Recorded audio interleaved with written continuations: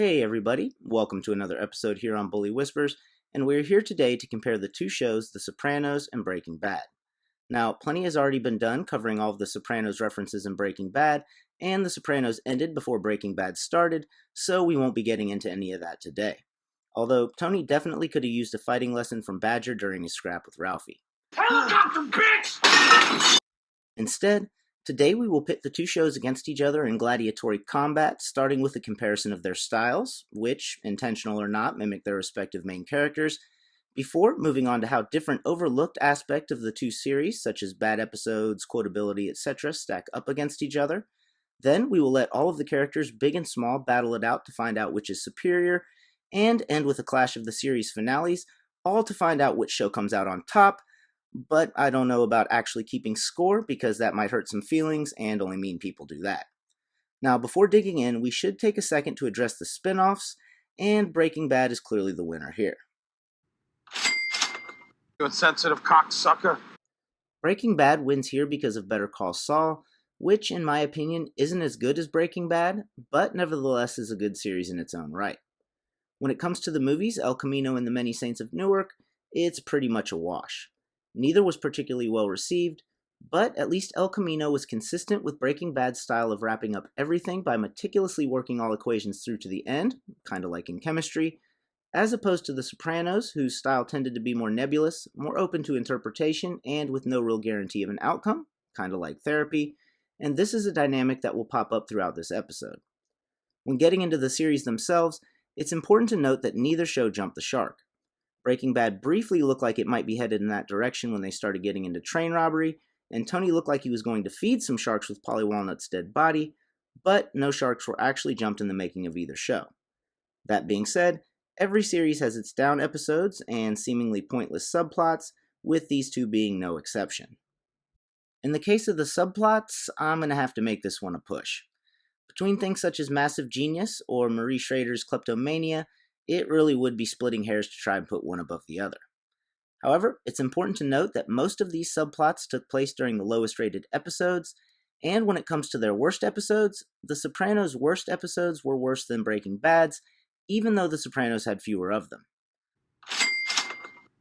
That being said, not all standalone episodes with smaller pointless subplots are bad, and when it comes to comparing the two series based on standalone episodes, The Sopranos wins easily off the strength of Pine Barrens alone. In addition to being an entertaining episode, where we get to watch Chris and Paulie dig themselves deeper and deeper in almost an It's Always Sunny in Philadelphia type fashion, it also had some of the audience's favorite lines.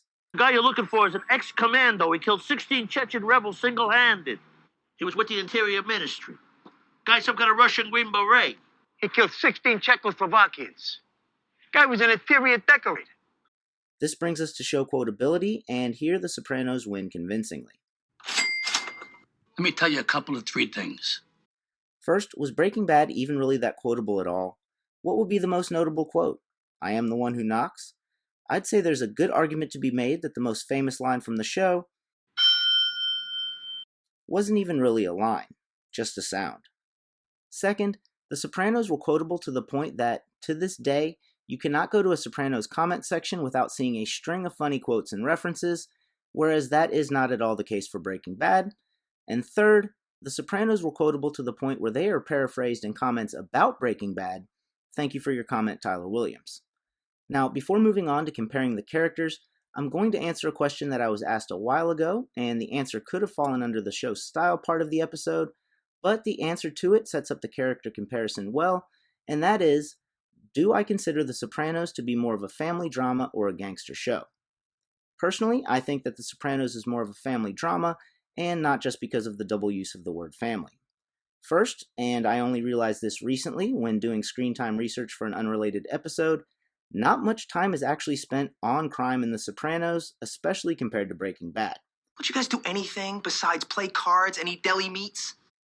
Beyond that, even in the crime aspects of The Sopranos, the focus was more on complicated relationships than it was on complicated plans. When focusing specifically on the family, the difference can easily be seen in how much more developed the characters of Meadow and AJ are than that of Walter Jr., who is fairly one-dimensional. Expanding that further, Pretty much all of the characters in The Sopranos are more developed than those in Breaking Bad, which fits right in line with the introspective nature of Tony Soprano and the show in general, He's locked up in that fucking head of his. as opposed to Walter White, who is largely externally focused since he knows he is dying soon right from the start of the series.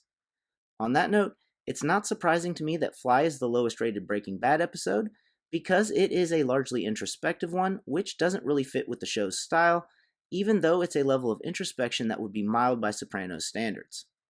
Since the Sopranos characters are so much more developed than Breaking Bad's, I'm gonna have to give the point to the Sopranos when it comes to character comparisons. This brings us to a comparison of the series finales, and right off the bat, it's important to note that both finales fit their show style quite well. With Breaking Bad, we knew Walter White was going to die right from the start, and unlike The Sopranos, who throw in plot twists galore, Breaking Bad isn't really about surprises. It's more about foreshadowing and steady progression. It employs a story structure that often starts in the middle or at the end, and then the majority of the story is seeing how it happened, so even Breaking Bad's surprises often aren't that surprising, kinda like its ending. Just like Walter White and meth cooking, Breaking Bad wasn't really doing anything new and wrapping everything up. They just did a much better job of it than most, and the majority of the audience was satisfied with the ending.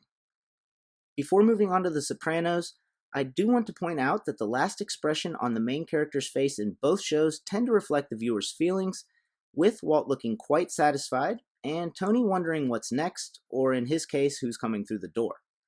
The Sopranos finale drew a lot of criticism, and from what I've seen, a decent amount of it has been along the lines of David Chase and/or the writers couldn't settle on an ending, so they went with that.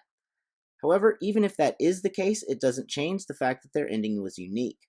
It will be a very long time before a show can end in any type of similar fashion without being accused of ripping off The Sopranos.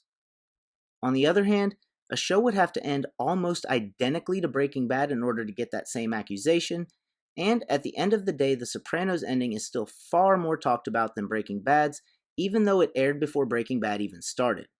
It's for this reason that I have to give the point and the win to The Sopranos. Now, it's here that an argument could be made that just because it's discussed doesn't mean it's good, and you may have a point, but I will say this. When it comes to endings, bad ones usually aren't discussed for long periods of time. They're usually acknowledged as bad and then forgotten about, or only brought up in discussions about bad endings.